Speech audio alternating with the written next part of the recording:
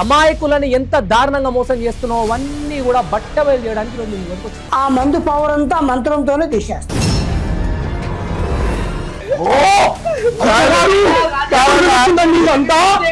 నేను కేవలం ఒక హిందూ ధర్మం గురించి మాట్లాడట్లేదు, ఒక హిందువుల గురించి మాట్లాడలేదు, పూర్తి యావత్ ప్రజల గురించి మాట్లాడుతున్నది. ఏ మతమైనా కూడా ఆ మతంలో ఇట్లాంటి బోగస్ గాన్లు ఉంటారు. ఆ బోగస్ గాన్ల వల్ల నీ దేవుడు పేరుతో మోసం చేస్తే నీ దేవుడు ఏం చేసిండు అని చెప్పి మా మతానికి ప్రొపగాండా క్రియేట్ తీసేసుకుంటున్నారు వేరే మతాన్ని. సరే, ఎవరికి ఇష్టం ఉన్న మతంలో వాళ్ళు పోతే ఏం పర్లేదు, కానీ ఈ మతం వల్ల నేను నష్టపోయినా, ఈ దేవుళ్ళ వల్ల, ఈ నమ్మకం వల్ల నా జీవితం నాశనం అయింది అనే బాధ సచ్చిందాక గుండెలు ఉంటది కదా మనుషులకి. అక్కడనే కదా మొదలైతే మత కల్లోహాలు. అండ్ ఆ మచ్చ అనేది ఒక మనిషితో ఆగుతుందా? ఆ ద్వేషం తరతరాలు ఏం తెలుసని చెప్పి కేవలం 40, 50, 1,00,000, 2,00,000, 1,20,000 రూపాయలు తీసేసుకోండి లేని ఉన్నట్టుగా చూపిస్తున్నారు. నిజం విత్ నరేష్, కేవలం నువ్వు డబ్బు తీసుకొని నిస్సహాయితులను మోసం చేసుడే కాదురా, పూర్తి స్థాయిలో హిందువులను అమ్మేస్తున్నావు. నీకు సబ్స్క్రైబ్ కొట్టిన పాపానికి వాడిని కస్టమర్ గా చేస్తున్నావు.